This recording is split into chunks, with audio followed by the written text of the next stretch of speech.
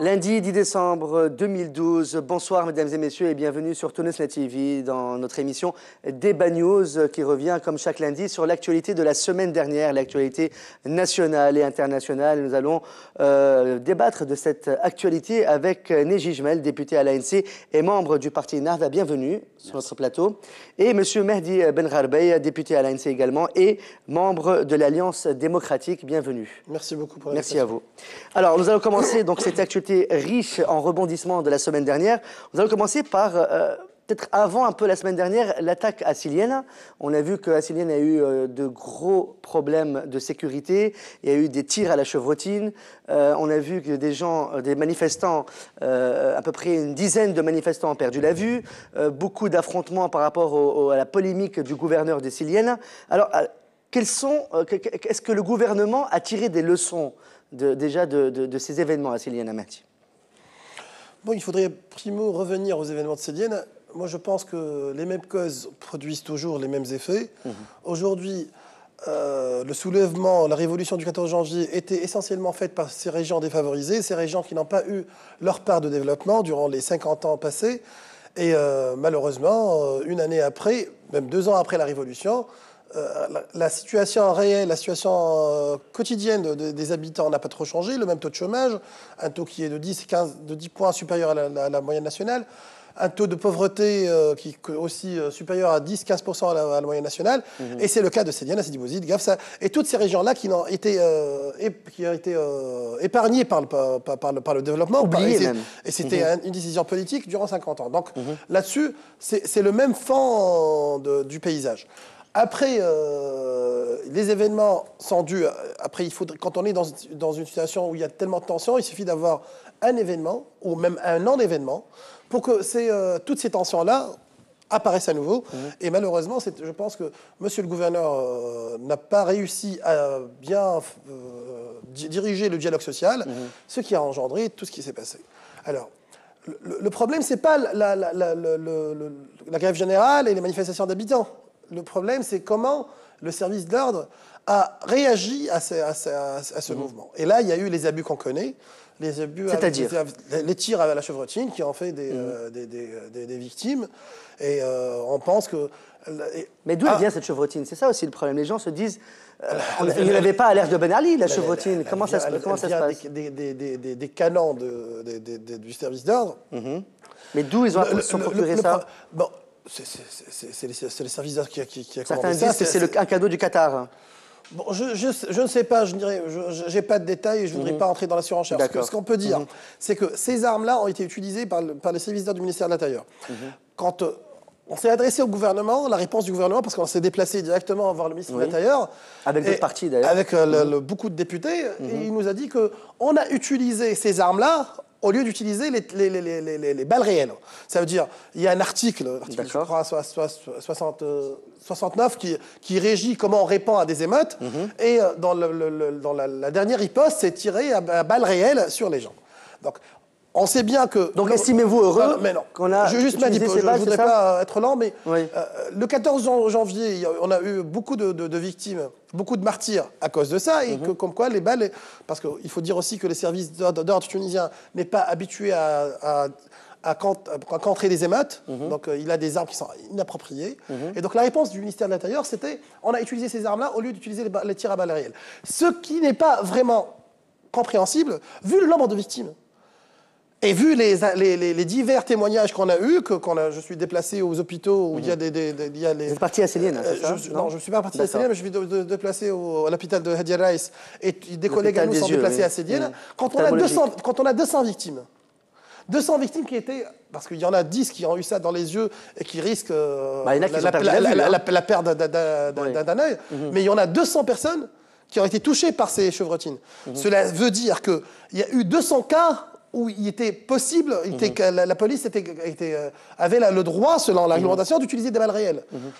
Or, cela, c'est impressionnant. Même durant les grands jours de la Révolution, il n'y en a pas eu autant de blessés. Alors, ce que je peux dire, c'est qu'il y a eu un abus réel du service d'ordre. Et là, c'est la responsabilité des forces de l'ordre, mais derrière, il y a une responsabilité politique et une responsabilité justement, qui est responsable du ministre de l'Intérieur et du gouvernement, qui a permis d'utiliser ces armes palliatives à un service d'ordre qui n'est pas habitué à l'utiliser, à des gens qui n'ont pas la formation de pouvoir réellement utiliser ça quand il le faut.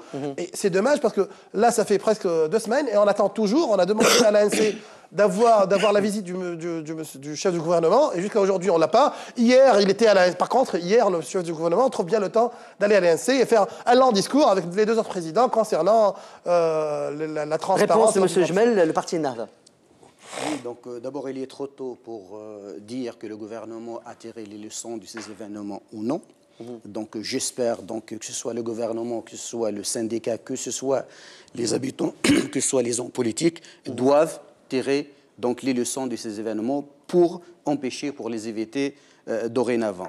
Juste une petite précision, vous avez dit qu'il y a une dizaine de personnes qui ont perdu de vue. À peu près, hein, environ. Moi, je n'ai pas entendu une personne qui a perdu de vue. Il y en a 5 personnes qui ont perdu un œil. Alors, ils n'ont pas perdu la vue, ils regardent avec un seul œil, mais cela n'empêche qu'ils ont perdu un œil. Donc, c'est regrettable, mais toujours, il faut préciser. Et donc, M. Mahdi, vous parlez de 200 victimes. Lorsqu'on prononce le mot victime, c'est des gens qui ont mort, mais il n'y a personne. Il y a des blessés, il y a 200 blessés, ce n'est pas 200 victimes. Oui, lorsqu'on parle de victimes de balles, peut-être qu'il voulait dire ça, je ne sais pas. La victime, ce n'est pas un mort. En victime, on peut être victime en étant touché, en étant blessé. Quand on est tabassé, on est victime de l'oppression. Lorsqu'on parle des victimes dans ces conditions, c'est généralement, on pense pour des gens qui n'ont pas, donc ça, je suis d'accord avec. Donc, pour revenir à votre question, moi, je pense, comme je vous ai dit au début, il est trop tôt de dire. D'en tirer des leçons. De tirer des leçons, mais il faut absolument tirer des leçons pour éviter les événements qui se reproduisent, soit à Siliane ou ailleurs. Justement, quelle est votre réaction, le parti Ennahda? Parce qu'on a vu que le président de la République provisoire, Mansour Marzouki, a déclaré que le parti Ennahda et la Troïka a échoué sa mission. Quelle est votre réaction par rapport à ça? Ça aussi, donc ça, c'est l'avis du président de la République. Il peut juger, et il fait partie donc de Troïka, le président de la République. Certainement. Mais nous pensons donc, pour dire et juger et faire le bilan de ce gouvernement, attendons le moment venu, et tous, on doit faire le bilan pour ou contre s'il y a des positifs et négatifs. Aujourd'hui, c'est difficile à dire, impossible de dire que le gouvernement a réussi sur tous les plans. Il a réussi, il y a certains ministres qui ont réussi, il y a d'autres moins bien, mais le bilan définitif sera fait le moment venu. Quand? À la veille des élections. Dans 1 an, dans 2 ans, à la veille des élections. À la veille des élections. À la veille des élections. Très bien. Comme ça, au moins, on est clair, on sait où est-ce qu'on va. D'accord. Réaction par rapport à ça, M. Berhabaïa? Le gouvernement, parce que le président de la République a quand même dit... Pour fermer la parenthèse, et pour parler de... la responsabilité politique, il faudrait du temps pour que le gouvernement ait ces conclusions-là. Là, ça, on respecte. Mais nous, on a demandé que le président du gouvernement soit à l'ANC. Il refuse d'y être. Et comme je M. Hamadi Jbeli, oui. M. Hamadi Jbeli, par contre, il a le temps de venir faire un cérémonial hier, dimanche, quand on n'est pas là. Et d'ailleurs, tous les députés de l'opposition ont boycotté la séance d'hier. Il y avait à peu près 105 députés qui étaient présents sur un total de 217. La séance d'hier, dimanche, où il y avait juste un cérémonial à faire. Donc il faudrait dire qu'aujourd'hui, je comprends quand on dise qu'un gouvernement ne peut faire le bilan que la veille d'une élection. Mais là, il y a un détail qui est très important, c'est qu'on ne sait pas exactement quand on aura des élections. Donc c'est déjà... C'est important parce qu'on juge l'action d'un gouvernement dans un temps connu. Là, il n'est pas encore. Et deuxième chose, c'est que moi, je voudrais juste faire une petite remarque. On voit vraiment le changement de temps de ce gouvernement, de ces ministres, de ces députés. Entre le lendemain des élections, on parlait du gouvernement légitime. Vous êtes toujours légitime, on est tous légitimes, c'est l'ANC qui détient la légitimité. Mais on parlait de ce gouvernement le plus fort de l'histoire, qui va changer le pays du jour au lendemain, avec plein de promesses électorales qui ont inondé la population. Et là, ce que je dis, c'est qu'une année après, déjà, il y a beaucoup plus d'humilité. Ça, c'est important. Et déjà, ce qu'on reprochait, nous, ce gouvernement, c'est de pouvoir faire des ennemis partout, d'avoir sur le dos l'opposition, les médias, l'UJDT, et tous les gens qui se permettaient de critiquer l'action gouvernementale se retrouvaient du jour au lendemain dans l'action anti-révolutionnaire, contre-révolutionnaire, qui doutait de la légitimité. Or, ce n'est pas réellement le cas. Moi, aujourd'hui, je pense que le bilan de ce gouvernement le moins qu'on puisse dire, est très mitigé, qu'il est critiquable, il est plein de critiques, même au sein de votre coalition. Le président de la République... Au sein de leur parti eux-mêmes, quoi. Oui, le président de la République donne un constat très clair, c'est l'échec de ce gouvernement-là. J'ai une question vite fait. Est-ce que vous avez l'impression que le président du parti Ennahda, Rachid Ghannouchi, se mêle beaucoup de choses qui ne devraient peut-être pas s'en mêler par rapport au gouvernement? Une question. Beaucoup de gens pensent ça. Alors, il faut la poser. Vous savez, moi, je laisse ça aux gens qui sont à l'intérieur, qui sont leur chef du parti, et c'est le parti qui a la présidence du gouvernement. L'opposition aussi peut dire... Non, c'est juste pour avancer. Et la présidence du gouvernement et la plupart des ministres. Mais par contre, ce que je peux dire, c'est que M. Rachid Ghannouchi, je ne sais pas s'il intervient ou pas, mais il rate beaucoup d'occasions pour se taire. Parce que je pense que au lendemain de la crise, de la grande crise qu'on est en train de vivre aujourd'hui, et qui risque une grève générale ce jeudi 13. Le 13 décembre. On va en revenir sur ça, justement. Les déclarations de M. Rachid Ghannouchi n'ont fait que envenimer une situation qui était déjà très difficile. Et je dirais ça pour l'histoire, on était mercredi avec des députés, des militants. Alors le 13. Le 14, le lendemain. Le 4, le lendemain. Le 4 décembre, oui. On était chez le JDT, le temps où ils étaient en débat pour déclarer grève générale ou pas. Et on essayait de responsabiliser, de dire qu'on comprend bien ce qui.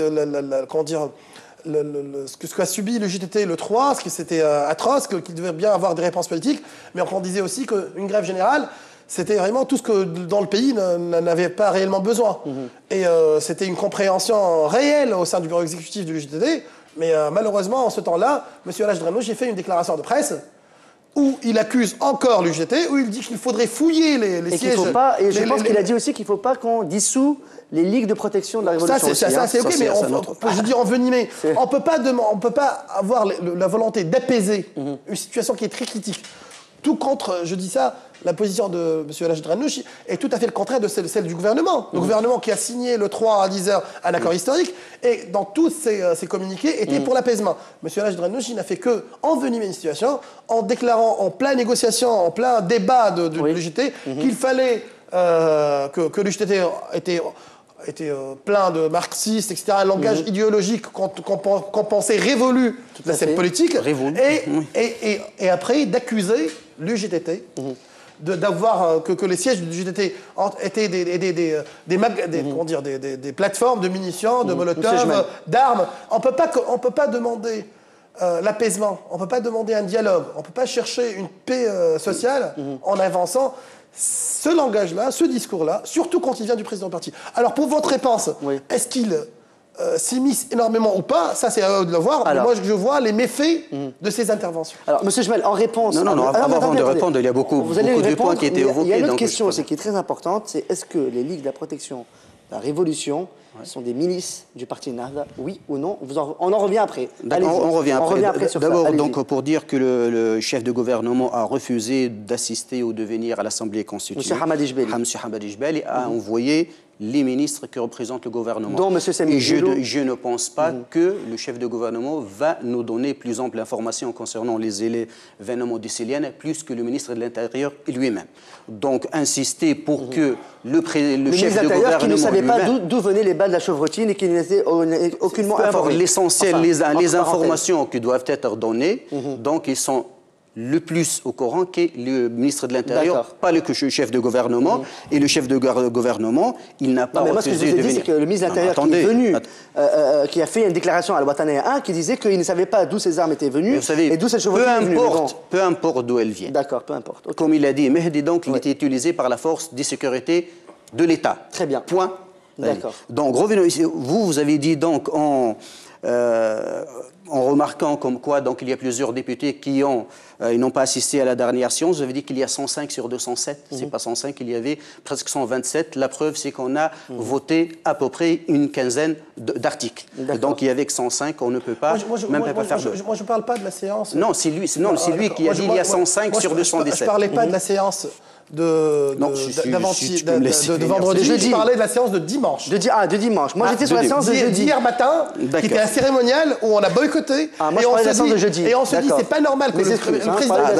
Juste pour rétroquer là, sur mon ami Neige, je trouve que la présence du président du gouvernement, c'était pour avoir des réponses politiques. C'est pas pour avoir qui a tiré. Nous, on sait qui a tiré. Et vous savez, les réponses politiques peuvent être données par le porte-parole du gouvernement. Malheureusement, je me dis... Donc, ils sont aussi officiels que ceux donnés par le chef du gouvernement ou par le ministre de l'Intérieur. Donc, nous, on ne voyait pas l'utilité... Mais nous, on voyait. Oui, ça, c'est votre droit. Vous avez demandé... Quand on a été chez le ministre de l'Intérieur, le lendemain des événements de Sédienne, qui est le premier responsable de la sécurité du pays, et la deuxième figure du gouvernement. Ce qu'on demandait, c'est une réponse politique du président du gouvernement. Alors, ce qu'on nous avait dit, c'est que le planning du président du gouvernement était hyper chargé. On le comprend. Le lendemain, il ne pouvait pas venir, les partis agissent.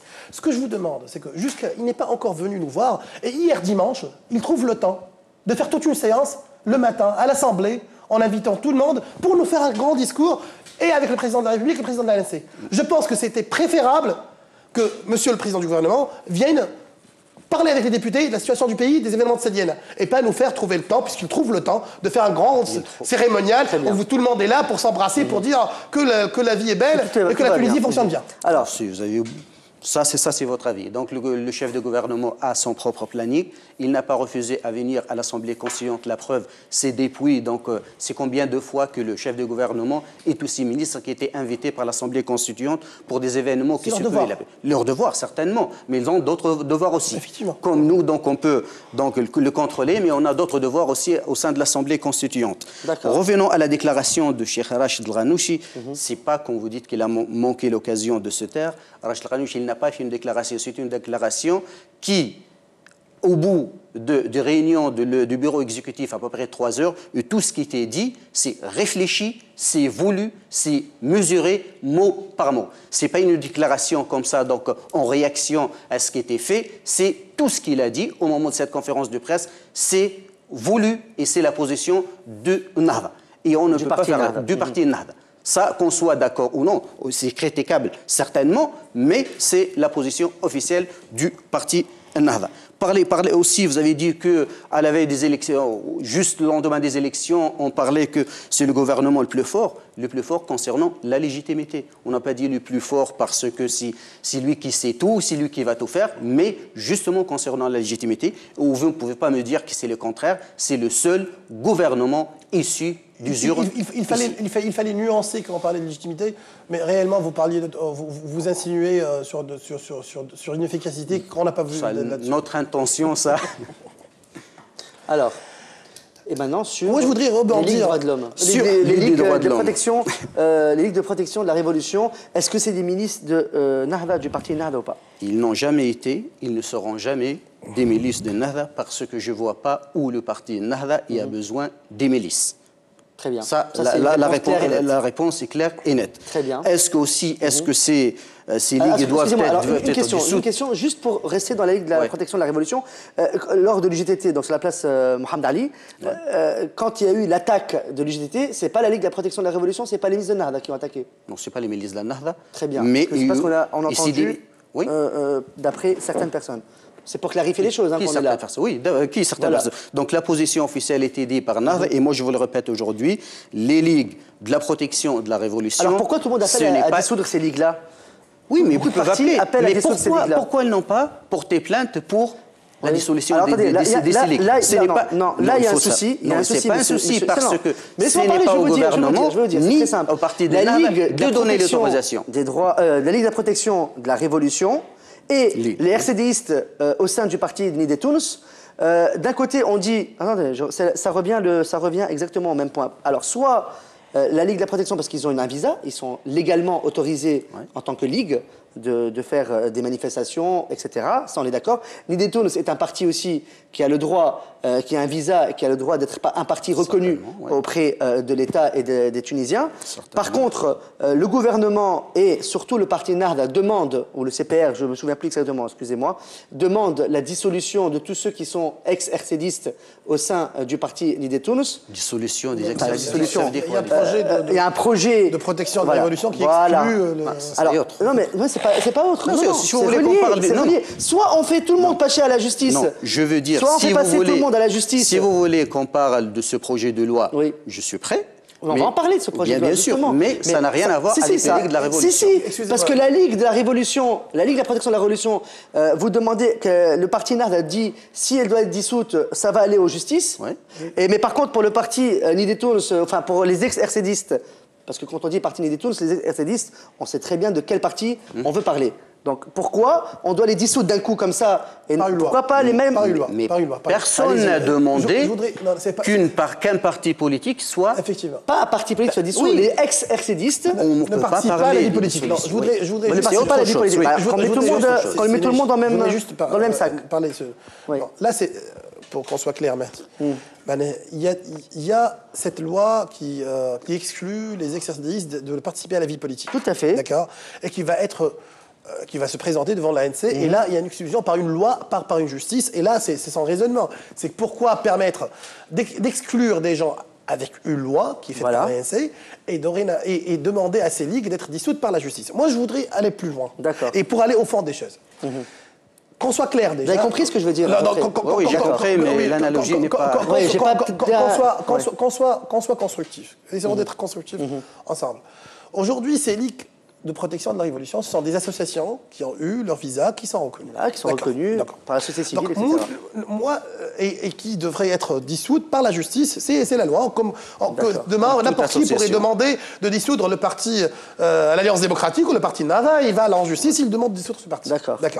Jusqu'à là, tout va bien. Le problème, c'est pas ça. Alors. Le problème, c'est que ces ligues, essayant d'évoluer, parce que ce qu'on voudrait aujourd'hui, Sinéchi, c'est que le pays n'y va pas en grève générale le jeudi, et qu'on arrive à construire ce pays et éviter d'arriver à un point de non-retour où on s'embraye dans l'inconnu, dans le chaos. C'est notre responsabilité à tous. Ouais. Aujourd'hui, soyons d'accord déjà que ces ligues de protection de la Révolution sont parties narguer l'UJTT le 3 décembre. Alors, je ne voudrais même pas entrer dans la question qui a commencé par la violence, parce que là, les dires sont très différents. L'UJTT, le 3 décembre, avait une marche pacifique et dans une ambiance festive. C'est le 60e anniversaire du martyr de Farhat Hached, qui est le martyr de toute une nation. C'est une commémoration noble. Et c'était le lendemain, c'était le jour même de la signature d'un accord historique avec le gouvernement pour les augmentations salariales, dans le privé et dans l'étatique. Et c'était aussi après que le JTT ait arrêté la grève générale assélienne, demandé un retour au calme, et on pensait que cet épisode-là de tension était fini et qu'on allait avoir une paix sociale pour quelques mois dans le pays pour pouvoir construire cette alternance, cette transition qui paraît si difficile dans une culture qui n'est pas habituée au multipartisme, soyons d'accord. Ce qui se passe, c'est que les gens du GTT qui fêtaient cette commémoration, et on a des ligues de protection de la Révolution qui viennent faire le trouble-fête. La contre-manifestation. Alors pourquoi ces gens-là n'ont pas été autorisés de la part du ministère de l'Intérieur pour être là, et ils sont là pour insulter, pour stigmatiser la direction du GTT, et après pour avoir la violence, qui sont dégénérés dans une attaque du bureau de l'UGTT, du bureau du secrétaire général de l'UGTT, et on a vu, on s'est déplacé, on a vu ils sont plus dédiés, là, sont des preuves. Les militants et les membres du bureau exécutif qui étaient violentés, etc. Voilà. Jusque-là, on pourrait dire, Sinéchi, que ces ligues-là ont fait ça, on va les juger par la loi, on va demander ça. Ce qui se passe, c'est que, c'est pas le premier épisode. Ces gens-là ont intervenu à Tataouine avant, et il y a eu un décès. Ces gens-là ont intervenu pour briser des réunions de partis, qu'on soit d'accord ou pas, mais des partis qui sont légales, et pour briser leurs réunions. Et ces gens-là ont été manifestés, ont eu des violences lors du 9 avril, etc. Bon. Ce qui s'est passé après, c'est qu'on était à l'ANC, Sinéjimal.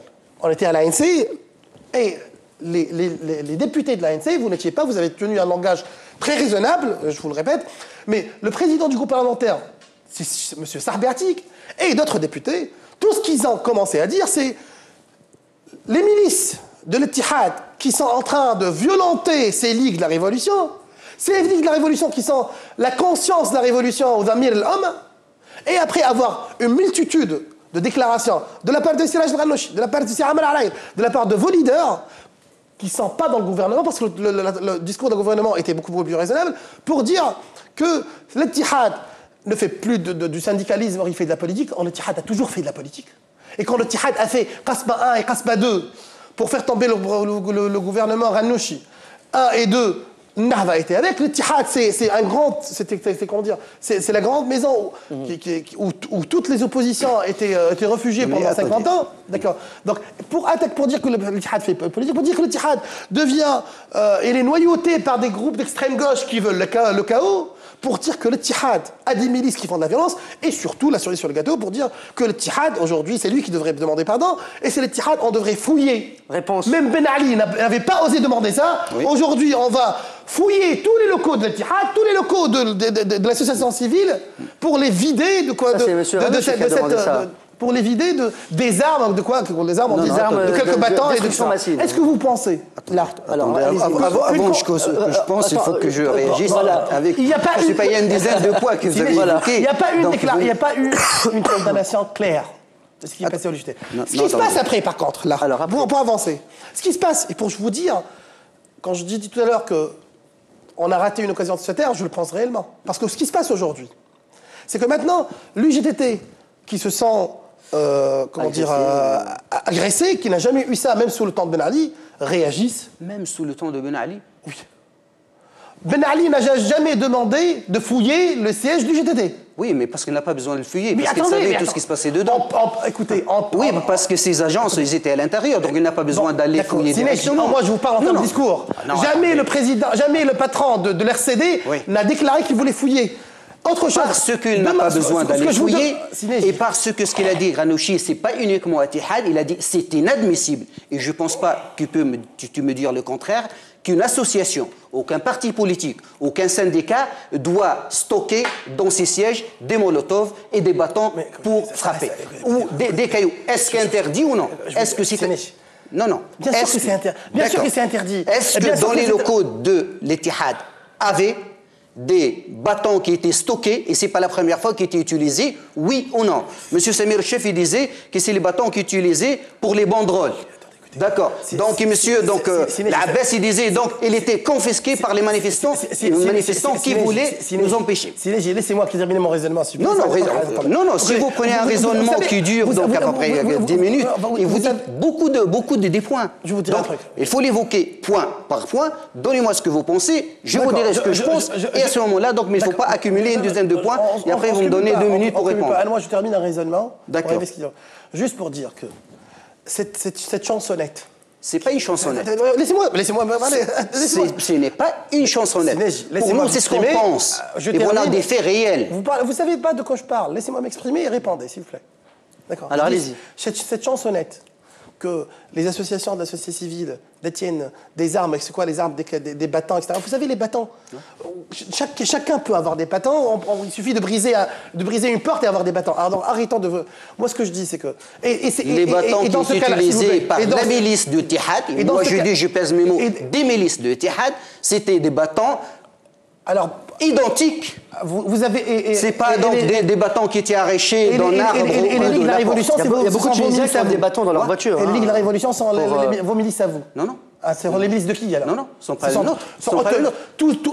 Il y a eu 500 personnes, 300 personnes qui sont relevées tout seuls. Est-ce que ces milices ont sorti, quitté les sièges de Nahda ou d'un bureau, donc d'un siège local, alors que les milices ont sorti du siège du Moi, je sais, et vous le savez. Donc, vous ne pouvez pas me dire il y a une simulation. Vous pouvez tout dire. Moi, je sais, vous savez que ces milices-là sont gérées, organisées et dirigées par une partie de votre parti.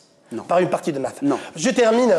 Moi, je vous dis, si vous me dites, moi, pour terminer mon raisonnement, si c'est le cas, je condamne fermement. Ils n'ont pas été condamnés. Non, moi je dis, moi personnellement, Monsieur Ghannouchi n'a pas condamné ces milices-là. Non. Votre communiqué n'a pas condamné. Non. Votre communiqué, le parti n'a pas condamné. Lorsque tu me dis qu'il y a un des membres ou des dirigeants de notre mouvement qui dirige, donc, Silik. Moi je dis, c'est un fait réel, moi je le condamne. Moi je suis totalement persuadé. D'accord. Mais j'ai pas de. Mais écoutez, oui. Pour avancer là-dessus. Persuadé. Est-ce que vous avez des preuves? Pour avancer là-dessus. Ouais, mais là, il faut savoir. Là, il faut savoir. Bien sûr, on veut bien savoir. Non, mais si la Ligue de la protection des. Je voudrais arriver à un truc. D'accord. Alors. Sinéji, je vous demande, après tout ce discours-là et ce discours rigide, le communiqué du parti, etc. Qu'est-ce qui se passe après? Ce qui se passe, c'est que le surlendemain de ce langage, de ce discours, le président du mouvement Nahda se déplace à la maison de Farhat Hached avec un bouquet de fleurs pour dire qu'il regrette ce qui s'est passé le 3. Oui.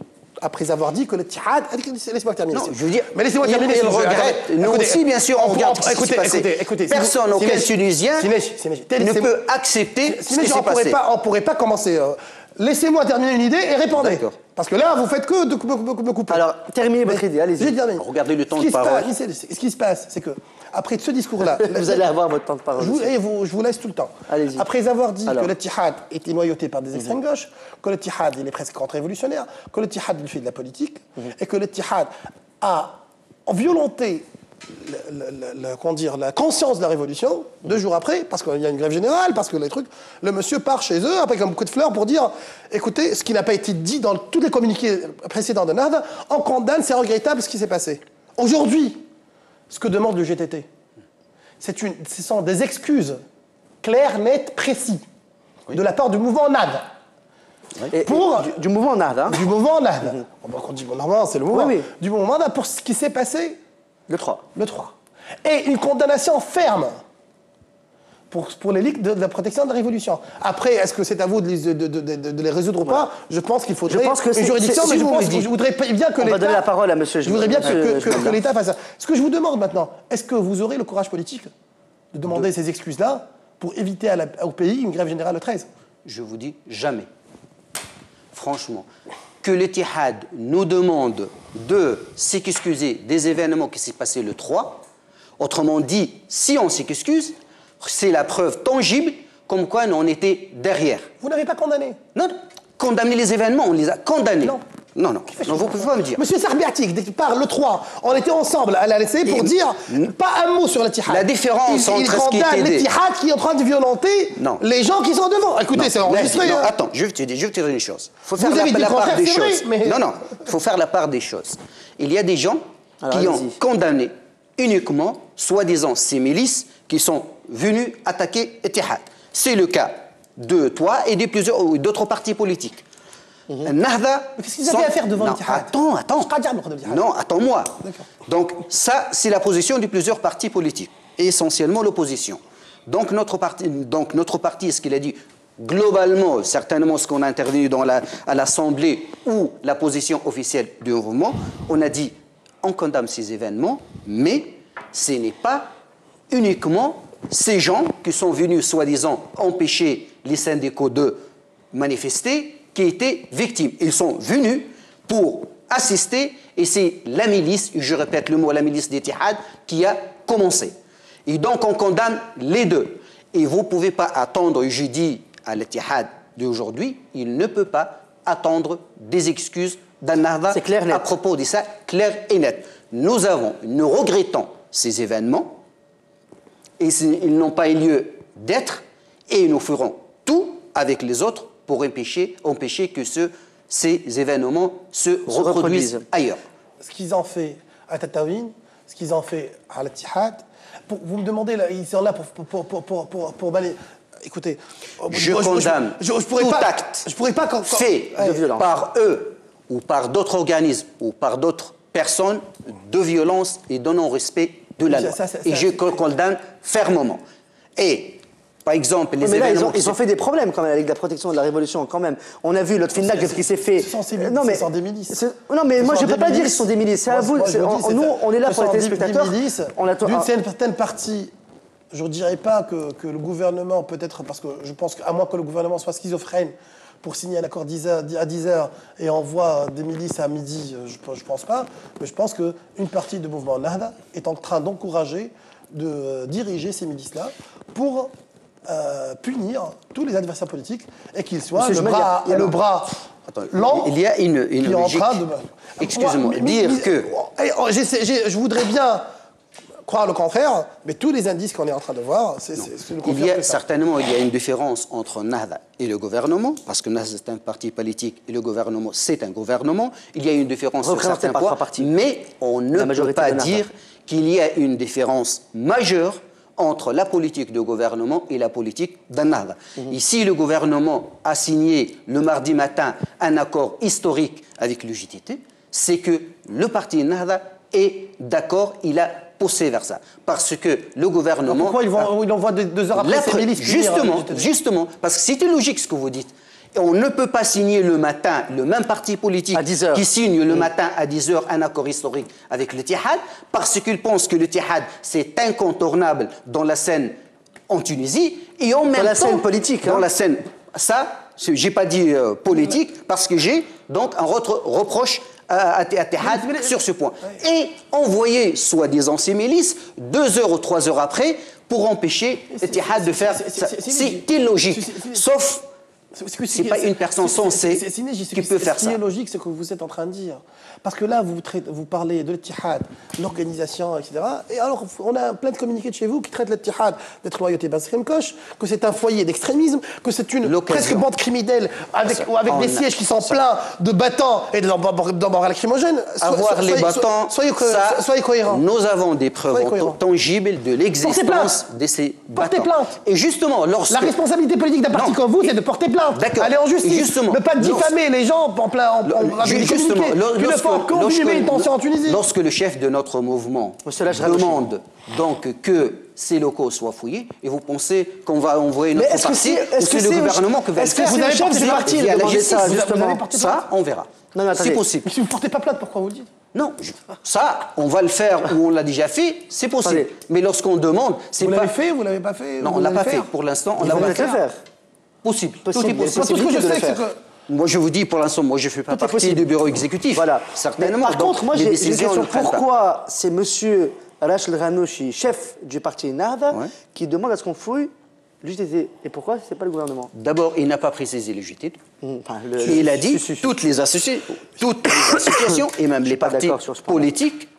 Par Rachid, il a dit ça. Il a corrigé par ça. Il a commencé par dire le JTT. Oui, mais parce qu'on parlait de l'Ittihad. Certainement, il a parlé de ça.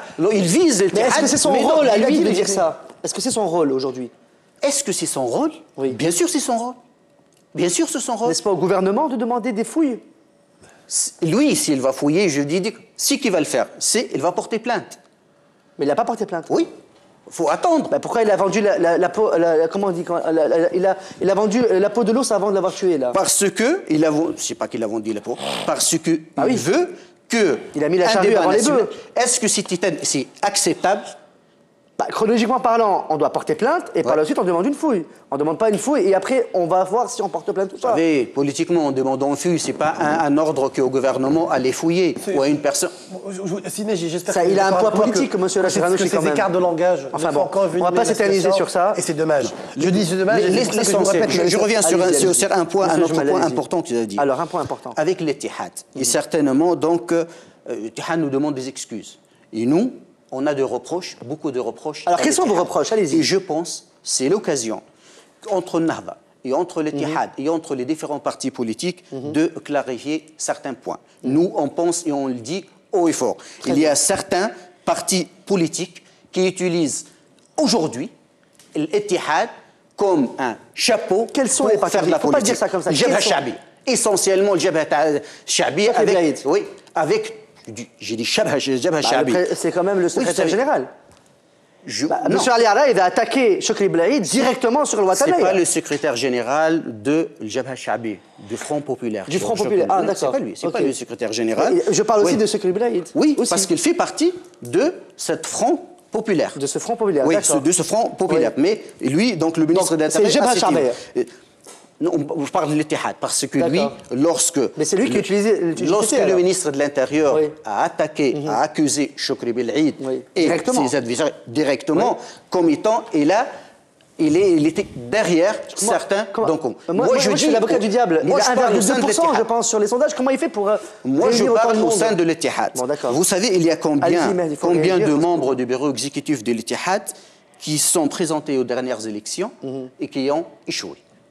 Donc, vous ne pouvez pas me dire qu'ils se sont présentés au nom des partis politiques connus, où ils militaient depuis des années, si ce n'est pas des décennies, et ils sont toujours membres, et en même temps, au jour du lendemain, ils ont cessé de faire la politique au nom de leur parti au sein de l'EGTE. Nous, on pense qu'il y a des gens, ça, c'est ce qu'on pense, qui utilisent les GTT pour des fins politiques. Donc le GTT se laisse utiliser comme ça. Qu'il y aura un débat national avec tous les acteurs politiques, syndicaux et ainsi de suite pour résoudre ce problème. Avec le GTT aussi, les débats. Bien sûr. Mais c'est pas il n'est pas politisant, vous avez dit. Ça, c'est un autre point, un autre reproche. Historiquement, attendez. Historiquement, certainement, le Tihad a confondu, a voulu, et à juste titre, donc entre le travail syndical et entre la vie politique. Et c'était admissible, compréhensible, dès sa création en 1946 jusqu'à la Révolution. C'est inadmissible. Et certainement, tous les partis politiques, tous les acteurs politiques qui n'avaient pas la possibilité de travailler, de militer, de faire de la politique, soit au sein du parti au pouvoir, ou la seule chance, c'est d'aller au sein de l'Ittihad ou certaines d'autres associations, des ligues des droits de l'homme ou autres. Aujourd'hui, je pense, après la Révolution, où tout Tunisien, tout citoyen qui veut faire de la politique doit créer un parti politique ou s'adhérer à un parti politique, et on doit renforcer le travail politique qui doit être essentiellement et uniquement par les partis politiques, et le syndicat doit s'occuper d'autre chose. Excuse-moi, je finis par une phrase. Je sais que ça c'est difficile, vu l'histoire, vu la culture en Tunisie et certainement aux gens des syndicats, c'est difficile. Mais c'est l'orientation qu'on doit, dès aujourd'hui, réfléchir et mettre les points sur les i, et on commence. On ne demande pas à l'Ittihad au jour de lendemain de cesser et de renier son histoire. Moi, j'ai juste une question. C'est impossible. J'ai juste une question. Une question. Quel est le rôle du ministère de l'Intérieur? Mahdi, je voudrais juste... Juste sur ça. Quel est le rôle du ministère de l'Intérieur? C'est de protéger la population. Je pense qu'on est d'accord. Faire respecter la loi. Faire respecter la loi. De protéger les citoyens tunisiens. Vous êtes d'accord sur ce point-là? Je suis. Pourquoi donc, le ministère de l'Intérieur était au courant qu'il allait y avoir une commémoration de M. Farhat Haché et qu'il allait y avoir un rassemblement, etc. Ils étaient au courant de ça? Bien sûr. Bon. Quand on va faire une manifestation, le ministère de l'Intérieur est au courant parce qu'il utilise Facebook. Il utilise les réseaux sociaux, qu'on le veuille ou non. Donc, quand il y a eu ces milices, je ne vais pas dire de quel parti, ce n'est pas mon rôle aujourd'hui, ces milices qui sont venues pour contrer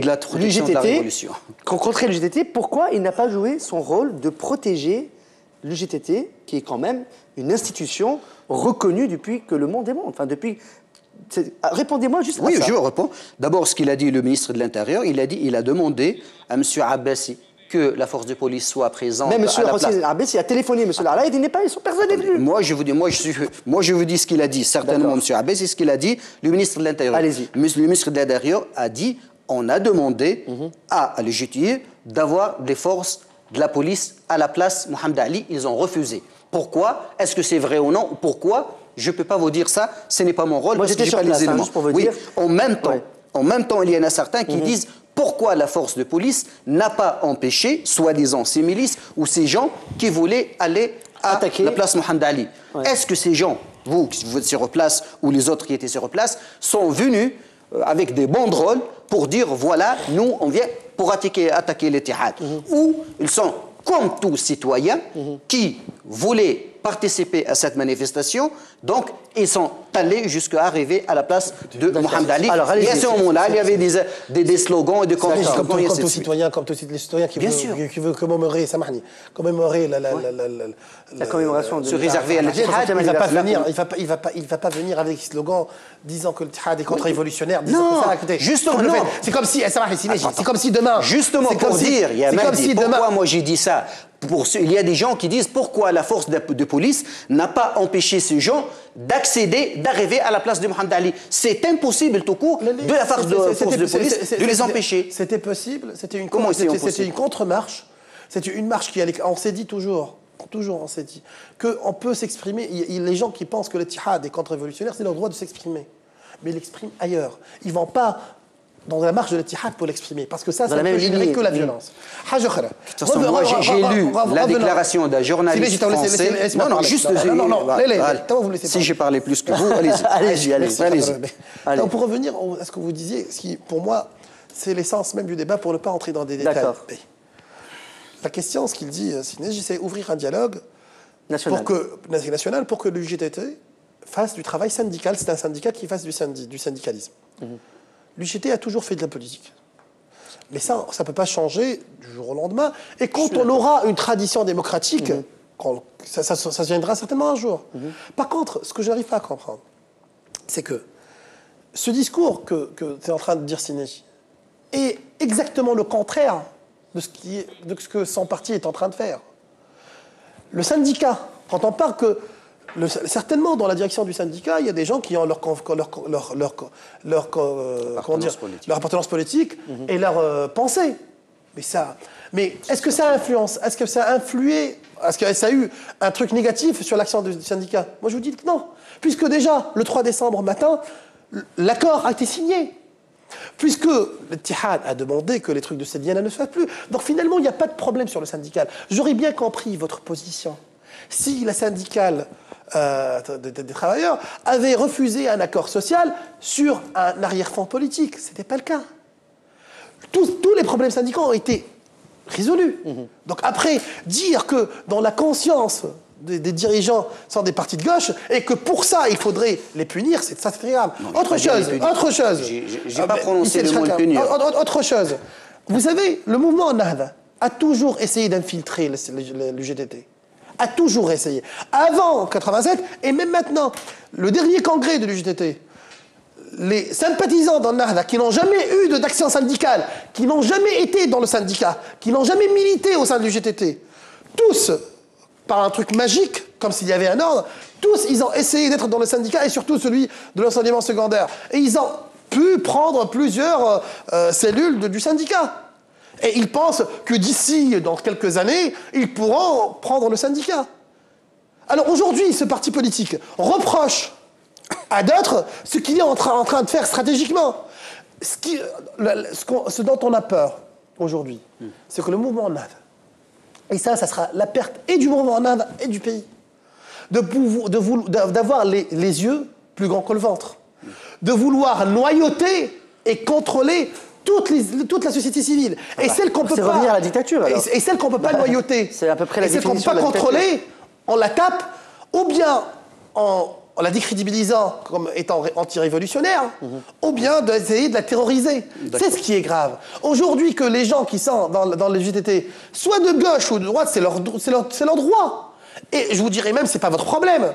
Puisque sur le fond des choses, sur l'action syndicale, ils ont tout signé avec vous. Alors, je pense que c'est un débat qui est déplacé et c'est un débat qui fait convenimer les choses. Et pour revenir aux choses, vous envenimez les trucs, vous accusez l'Ittihad. 2 jours après, vous essayez d'aller voir le secrétaire général de l'Ittihad pour calmer le jeu et il refuse de vous accepter. Et aujourd'hui... Attendez. Non, mais ce que vous dites, c'est loin de la réalité. Et aujourd'hui, ce que je vous dis, c'est loin de la réalité, ce que tu dis. Donc, si M. Ahmed Ben Salah, qui a essayé de faire intervenir pour avoir une réunion entre Rachid Ghanouchi et entre l'Abbasi, et donc la réunion a été reportée.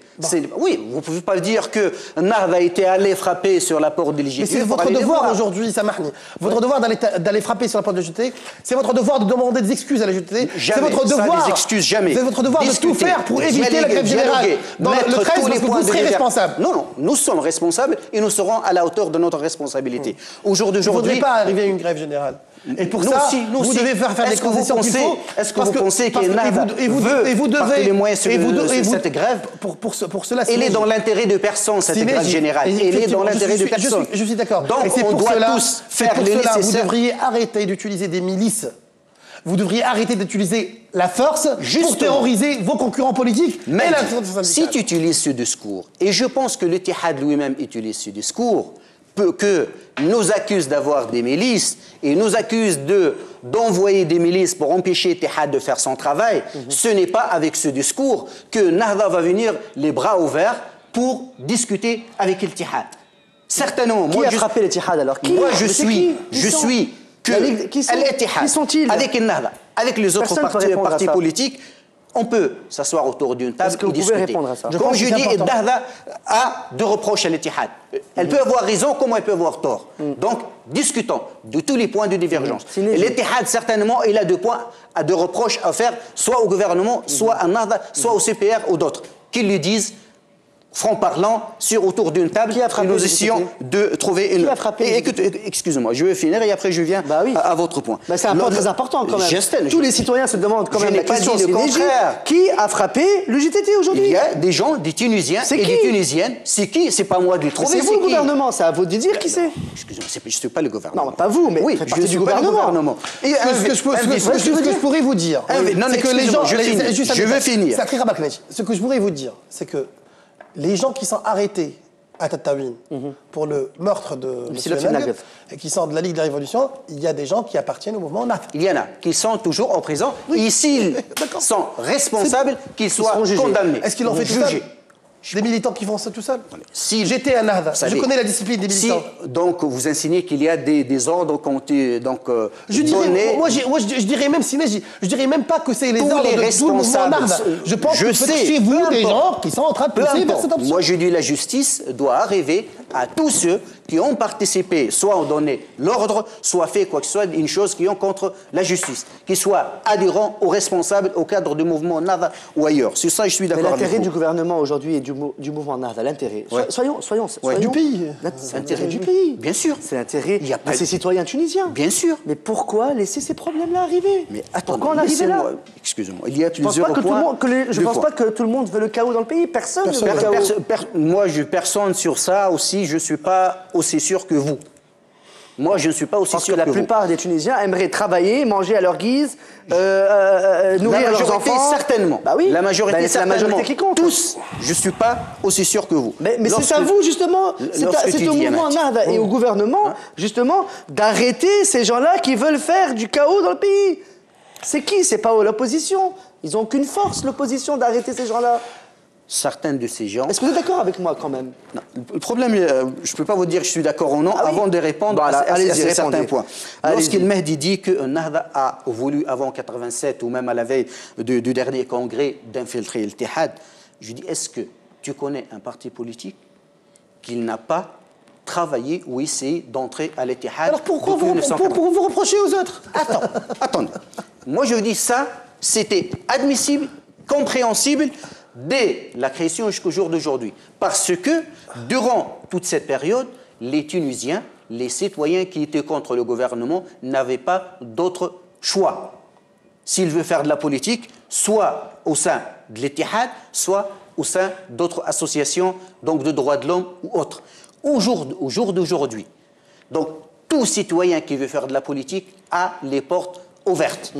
On ne peut pas dire le contraire. Et au jour du jour, l'intérêt de tout le monde, c'est que tout citoyen qui veut faire la politique, il doit frapper sur la porte des partis politiques, c'est pas sur la porte de l'Ittihad. Tu peux me dire, j'ai dit moi aussi, c'est difficile l'Ittihad de changer. Mettons-nous autour d'une table, discutons. Est-ce que c'est faisable? Est-ce que dans l'intérêt de pays ou non? Et on peut arriver. Et la preuve que l'Ittihad, tu me dis que l'Ittihad ne fait pas la politique ou certains partis ne font pas la politique sous la couverture de l'Ittihad. Tout le monde a fait de la politique. El-Kilani a demandé, il y a hier, je pense, donc, dans un journal où il y a des hommes politiques qui posent des questions à certaines personnalités. Il y a un ensemble de questions qui étaient posées à M. Al-Abbas. La question du Kilani était, vous avez refusé donc d'assister à la dernière élection au nom de l'Ittihad. Est-ce que vous ne pensez pas que c'est le moment que vous participez aux prochaines élections? Est-ce que toi, en tant que représentant d'un parti politique, c'est dans l'intérêt de la Tunisie que l'Ittihad fait de la politique clairement? S'il veut faire de la politique, qu'il constitue un parti politique ou qu'il se transforme en parti politique, ou qu'il y ait des gens, des responsables des partis politiques incitent l'Ittihad à se présenter aux prochaines élections. Si, Neji. Le JTT, si elle voulait devenir un parti politique, elle l'aurait fait. Et moi, je vous dis, ma Christian, vous parlez de politique. Le fond du problème, l'accord syndical, ils l'ont fait avec vous. Wallah, s'ils avaient refusé un accord, s'ils avaient prononcé des grèves pour dire que la situation du pays était difficile économiquement, ils ont demandé des augmentations de salaire, que vous ne pouvez pas le faire, que vous jugez que l'intérêt du pays n'était pas de les faire, j'aurais compris. Et qu'ils font de la surenchère sur un fond politique. Ça n'a pas eu lieu. L'essence même de leur action a été conciliante. Vous avez signé un accord historique. Tout le monde était content. Donc, bad. Est-ce qu'ils ont des opinions politiques? C'est leur problème. De toute façon, ça n'a pas influencé les accords sociaux. Ils ont eu. Alors après, on signe cet accord social. Il y a où le problème? C'est où le problème? Vous traitez, je peux te dire vous les traitez de vouloir faire de la politique, etc. Mais c'est un détail. Aujourd'hui, l'action même, l'essence même de leur action, ils sont d'accord avec vous. Vous avez signé un contrat. Ce que vous n'arrivez pas à vouloir accepter, Sinéji. Et c'est pour ça qu'il y a eu les agressions du 3 décembre. C'est qu'une partie, vous ou une partie de chez vous, n'a pas digéré ce qui s'est passé à Sévienne. N'a pas digéré que l'Ittihad a, comment dire, orienté, a dirigé, c'est pas lui qui a fait, les demandes de la population. Et vous pensiez que le 3, vous pouvez bien donner une leçon aux gens que vous imaginez que vous ont gagné à Sévienne. Il n'y a pas eu de vainqueur ni de vaincu à Sévienne. Il n'y a pas eu ça. C'est la misère de ces régions-là qui va continuer. Et je le dis parce que je suis sincère, ni votre gouvernement, ni celui d'avant ne pourrait changer l'état de ces gouvernorats-là en une année. Personne ne fera de miracle. Mais par contre, ce qu'il faudrait, c'est avoir du dialogue. Et pour avoir du dialogue, il faudrait avoir les responsables locaux, le gouverneur, qui peuvent diriger un dialogue. Ce qui, malheureusement, n'a pas été, comment dire, les critères sur lesquels ces gouverneurs-là ont été nommés. Une grande partie d'eux a été nommée sur des critères de loyauté et d'appartenance. Je dis, aujourd'hui, si on ne peut pas donner un véritable développement, au moins qu'on arrive à comprendre, à écouter les gens, je pense que la réponse est ça. Ce n'est pas une question de politique. Vous n'avez pas admis ça, et c'est dommage. Aujourd'hui, par contre, je suis constructif. On se dit aujourd'hui, le pays, il a besoin de toutes ses forces vives. Moi, je condamne toute utilisation de force dans la rue, toutes les milices, qu'ils soient celles de Narva, en l'occurrence les ligues de protection de la Révolution, ou qu'ils soient aussi d'autres. Moi, je condamne toutes les milices aussi qui croient à vouloir changer cette légitimité-là par la rue. Moi, je pense que ce gouvernement... Mais on n'a vu personne condamner les milices de l'Ittihad. Non, il n'y a pas de... Moi, ce que j'ai dit dans mon intervention, il faut qu'on condamne. Il n'y a pas de milice dans l'Ittihad. Sans état d'âme, toutes les violences, d'où qu'elles viennent. Il n'y a pas eu de milice de l'Ittihad. Il y a eu des gens qui sont allés agresser l'Ittihad, et si l'Ittihad était là, était en train de se protéger. Demain, demain, si vous aurez 400, 500 manifestants qui vont siéger votre siège de Nav à mon plaisir, avec des slogans qui vous traitent de tous les noms, qui vous traitent de traîtres, que vous êtes les drachnom, que vous êtes, etc., et avec des trucs qui vous insultent, et qui, avec des bâtons, vous cassent votre siège, et qui essayent d'y pénétrer, bien sûr que vous aurez des militants qui vont vous défendre votre local. Vous n'allez pas les laisser entrer et casser tout. C'est ce qui s'est passé à l'Ittihad. Avec des bâtons stockés donc à l'intérieur. Pas avec des bâtons stockés, mais avec tout ce que vous avez sous la main. Avec des bâtons stockés. S'il y a des bâtons. Ce langage-là de bâtons stockés. En tout cas, je pense que vous n'allez pas trouver un point d'entente sur ce point-là. Certainement. Moi, je veux revenir sur l'utilisation de l'Ittihad par certains partis politiques. Il est connu que l'Ittihad a une très très très longue expérience dans l'organisation des manifestations. C'est vrai, à travers des décennies. Comment expliquez-vous le fait que dans des manifestations, et ce n'est pas la première fois de l'Ittihad, les slogans, je ne peux pas dire le seul, des slogans comme par exemple la confrontation jusqu'à la chute ou le renversement du gouvernement. Et c'est donc plusieurs, si ce n'est pas la majorité ou la totalité des manifestations organisées par l'Ittihad. Vous me dites qu'il y aura certainement, il y a des gens qui infiltrent et ainsi de suite. Mais on sait que l'Ittihad a un service d'ordre dans l'organisation de toute manifestation. Et c'est facile, s'il y a un ou deux, ou même une centaine qui veulent dévier donc la manifestation, c'est facile de le faire sortir. Pourquoi l'Ittihad et au sein de la place de Mohamed Ali permettent à des gens donc de brandir ces slogans. Est-ce que c'est la position de l'Ittihad ou la position de certaines fractions de l'Ittihad? Ce qui est sûr, c'est pas la position de l'Ittihad. L'Ittihad a fait... Pourquoi les a pas empêchés? Il y avait les possibilités. Attendez. Et sa bonne volonté était de signer l'accord avec vous. Deux, je vous repose la même question. Les milices là, de protection de la Révolution, que vos confrères ont permis d'entrer au sein de la Constituante, ils ont insulté des députés d'opposition. Ils les ont traités de tous les mots. Ce sont des collègues à vous qui les ont fait entrer dans l'enceinte de la Constituante. Et ils étaient là par dizaines pour crier mort à certains députés. Par dizaines. Ils étaient là. Quelle est votre réaction à ça? Mais attendez, ils ont insulté des députés. Ils ont crié mort à des députés. Quelle est votre réaction? Aujourd'hui, moi, sans dire que ce sont vos milices à vous ou pas, mais certains de vos collègues les ont fait entrer en plein Constituante pour agresser verbalement des députés. Certainement. Il les a fait, il les a fait entrer. Ce que je dis, dans quel but? Ce que je dis certainement, c'est pas votre volonté, ni à vous, non, je ni à parle vos pas collègues. De ma volonté. Certes, moi je vais essayer de comprendre et de te donner. Donc, certainement, on les a laissés entrer. Pourquoi? Moi, je pose la question, pourquoi? Est-ce que pour insulter des gens ou pour déposer, soi-disant, une proposition de loi? Mais je vous dis la réponse. Parce que, ça c'est ma position, mais tu ne peux pas me dire que c'est la position de mon groupe parlementaire ou de ma position. Malheureusement, tu sais mieux que moi que l'Assemblée constituante est devenue un marché. Tout le monde pouvait... Oui, moi je peux dire plus que là.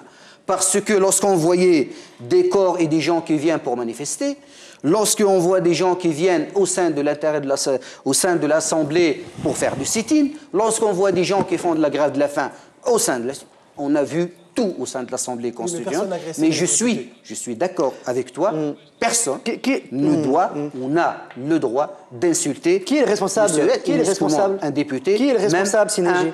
Fonctionnaire. Qui est le responsable d'avoir laissé justement l'ANC, comme vous dites, comme un marché aujourd'hui? Qui est responsable de ça? Ça, il faut demander la question. L'ANC n'a aucun code de sanction pour les députés, vous savez ça? Je sais. Hein, c'est normal. Est-ce que les Tunisiens sont en train de se poser cette question-là? Vous avez tous les droits, donc demain un député peut taper quelqu'un, il n'a aucun problème. Bah oui, il y a aucun... Non, on n'ira pas jusqu'à là. Non, mais je ne dis pas que... Non, mais moi j'ai donné l'extrême. Moi, la réponse était... Il y a une la réponse, c'était pour vous donner un exemple. Non, mais moi je voudrais avoir une réponse qui est responsable d'avoir laissé ça comme un marché. À l'ANC, qui est responsable de ça? Non, il y a deux choses différentes. Vous dites, donc il n'y a pas des sanctions contre... Non, d'abord, il y avait une question avant. Qui est responsable d'avoir laissé l'ANC... Moi, je pense pas. La responsabilité de la gestion de l'Assemblée constituante, c'est ce qu'il a dit maintenant, non? Moi, je dis ça ressemble. C'est pas. Donc, heureusement qu'on est en place. C'est pour ça, parce qu'il est contre. Moi, je pense que parce que lui, non, Mehdi, toi, je ne sais pas, personnellement, en même temps groupe, comment et combien de personnes vous l'avez laissé entrer? Vous l'amenez combien? Mais énormément. Mais écoutez, c'est Sinéji. L'Assemblée, la Constituante, c'est la maison du peuple. C'est ça, une assemblée. On laisse entrer des gens. Oui, mais la maison du peuple, il y a le moins de respect à la maison du peuple. Est-ce qu'il y a quelqu'un qui n'est pas parmi les gens qui ont été parmi les associations des droits de l'homme, etc., tous les gens qu'on a accueillis, qui est venu agresser des députés de chez vous? Non. Moi, lorsque je vois une personne étrangère à l'Assemblée qui vient pour faire une grève au sein de l'Assemblée constituante, c'est un manque de respect à cette institution. Il y a eu ça. Est-ce qu'il y a eu ça ou non? Et ce n'est pas uniquement une seule fois. C'est pas celle en tout cas, aujourd'hui... En tout cas, la responsabilité, c'est le président de l'Assemblée constituante qui est responsable de tout ça. C'est à lui de gérer. Et sûrement aussi Mme Hazaïl Abidi, qui est vice-présidente. La vice-présidente. Bah oui, ils sont quand même deux. Hein. Ah oui, donc, mais c'est lui le chef. C'est lui le chef, oui. Bon, en tout cas, on va passer à autre chose quand même, si vous le voulez bien. Oui, on s'est attardé sur tout ça, mais bon, c'est quand même l'actualité principale de la semaine dernière et sûrement de cette semaine qui va en suivre, puisque ce jeudi va avoir donc la grève générale. M. Hossein Abessi a maintenu la grève générale, ce qui peut pour certains être dommage et pour d'autres peut-être... tant mieux pour certains. Alors aujourd'hui, M. Rachid Ghannouchi, donc le président du mouvement Nahda, il a qualifié sur les ondes de Shams FM, je reprends, la presse tunisienne de parti d'opposition. C'est une réalité et c'est une résultante de la révolution, a-t-il ajouté. Quelle est votre position par rapport à ça, M. Mehdi? Je pense que ça entre toujours dans ces déclarations où que je souhaiterais réellement que le président du premier parti du pays ne les fasse pas, parce que ça ne pourrait qu'envenimer encore une situation qui est difficile. Malheureusement, ce gouvernement-là et cette troïka-là n'a fait qu'attaquer les médias en les traitant de tous les maux depuis les dernières élections. Maintenant, revenons à essayant d'être objectif avec la réalité des médias aujourd'hui. Alors, si on dit que la presse, c'est un parti d'opposition, si on parle de l'état de la presse et de l'état des médias avant la Révolution, où toute la presse, tous les médias étaient le second parti au pouvoir, on pourrait peut-être dire que oui. Parce qu'aujourd'hui, la presse a fait sa révolution, même s'il y en a des gens qui sont aujourd'hui dans la presse qui sont en train de critiquer, qui étaient des grands, comment dire, des gens qui n'ont fait que faire l'eshbot à Ben Ali pendant 30-20 ans. Mais chacun fait... Alors aujourd'hui, on a une presse qui est diverse, qui est diversifiée. Tous les partis politiques ont leur organe de presse. On a des chaînes de télé où tout le monde passe. Après... aussi, on a une presse caniveau qui n'a pas changé, qui excelle ou bien dans l'éloge ou dans la critique pas fondée. Mais à dire que la presse aujourd'hui c'est un parti d'opposition, alors je pense que c'est tout à fait déplacé.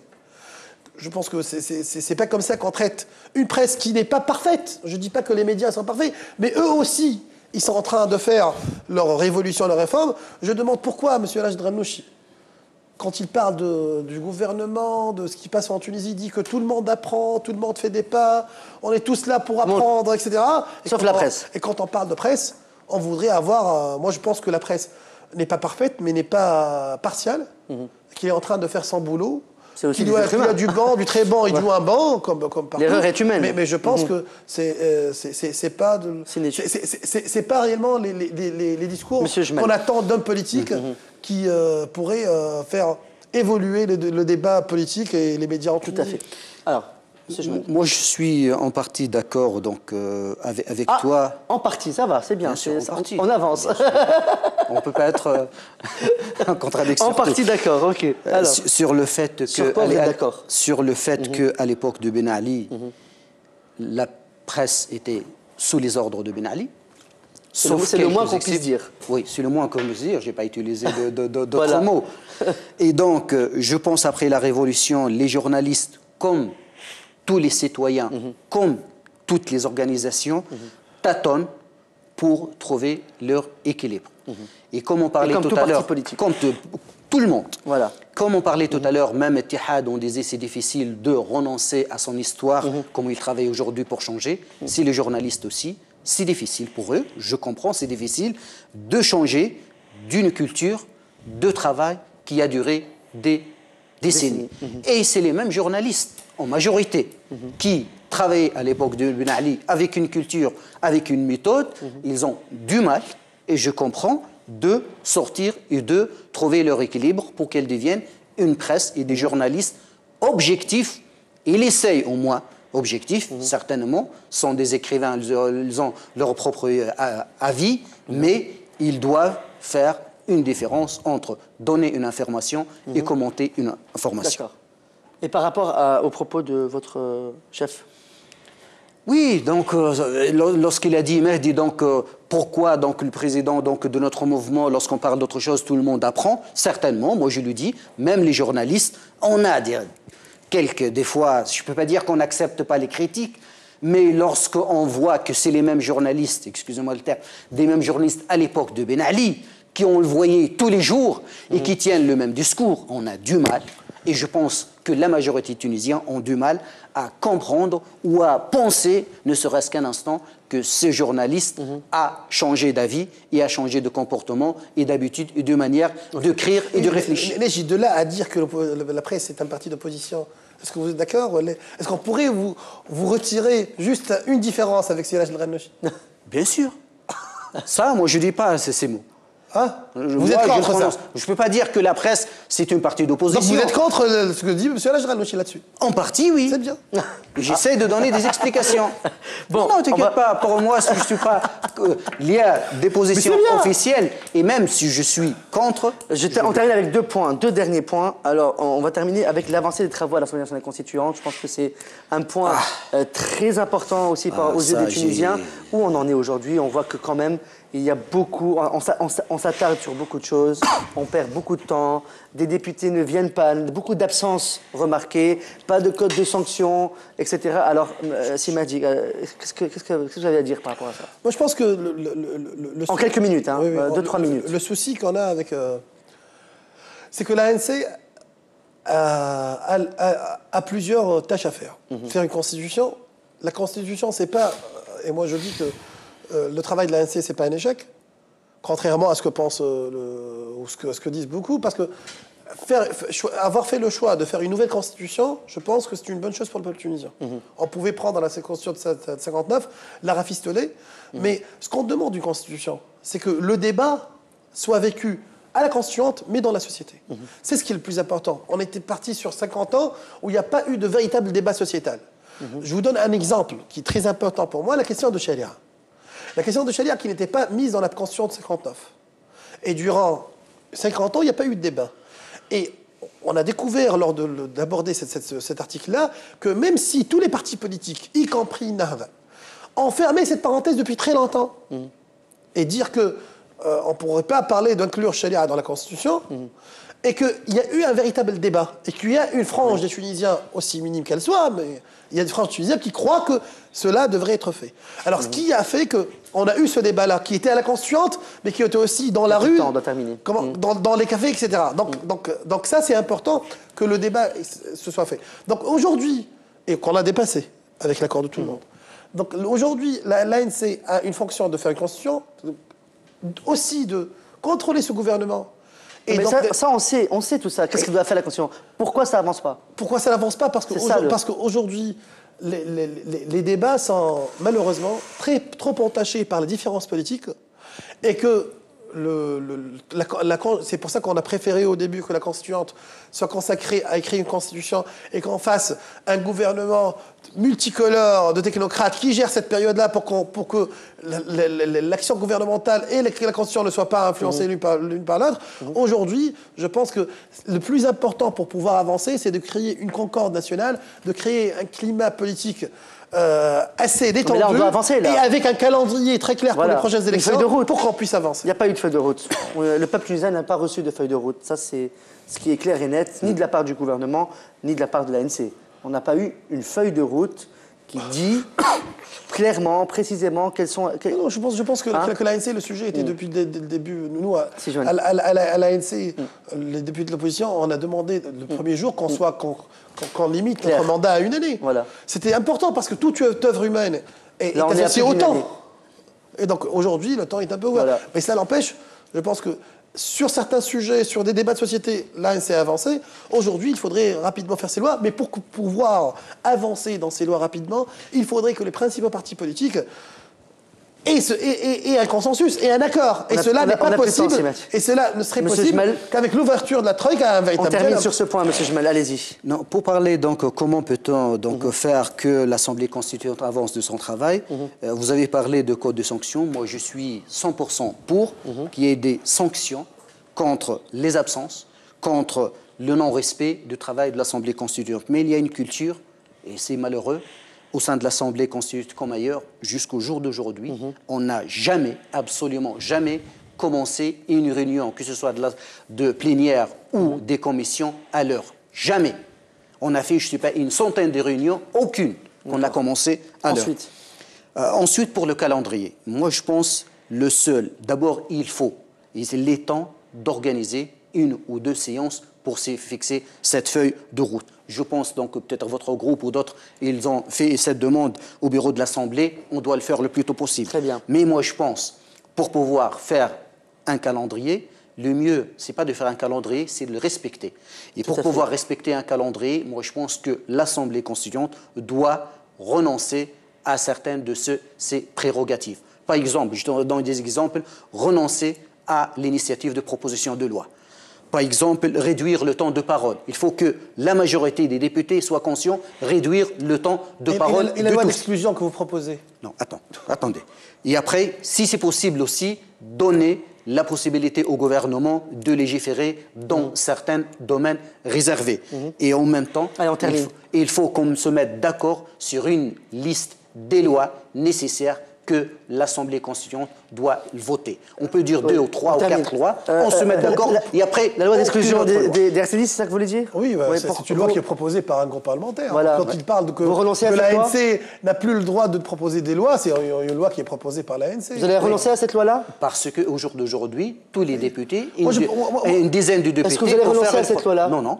C'est pas dans notre programme, parce qu'elle est déjà déposée. Mais ça, c'est une initiative, il faut que la majorité des députés, parce qu'aujourd'hui, une dizaine de députés peut faire une proposition de loi. Très bien. Donc, il y a d'autres organismes extérieurs. Juste un mot, je pense que globalement, c'est vrai qu'il faudrait décharger l'ANC de beaucoup de ses tâches. Mais par contre, pour pouvoir reléguer ça à un gouvernement, ça doit être un gouvernement qui représente toute cette assemblée-là, pas un gouvernement partisan, sinon ça ne va jamais se faire, ou qu'il soit un gouvernement de compétences, indépendant, qui est au-delà des calculs politiques des prochaines élections. Mais là, on n'a plus le temps. Et comme ça, là c'est fini, là. On n'a plus le temps, le peuple n'en peut plus. Dans cette conjoncture-là, dans ce schéma-là, ça ne serait pas possible. Ce qui serait possible, c'est d'avoir cette feuille de route et d'entamer un véritable débat avec des échéances et des dates claires pour les élections et pour avancer. On va terminer. Juste une minute chacun, mais vraiment, on termine. Les réseaux sociaux appellent beaucoup, ils disent qu'une deuxième révolution se met en place en Tunisie. Moi, je pense réellement que le peuple a fait sa première révolution. Tous les demandes de cette révolution-là ne seront pas réalisées, mais il ne faut pas aussi être utopique. On ne pourrait pas fermer la page de 50 ans d'oppression, de misère et de pauvreté pour certaines régions dans une année ou deux. Personne ne pourra le faire. Je dis que le pays a besoin de réformes, pas d'une deuxième révolution.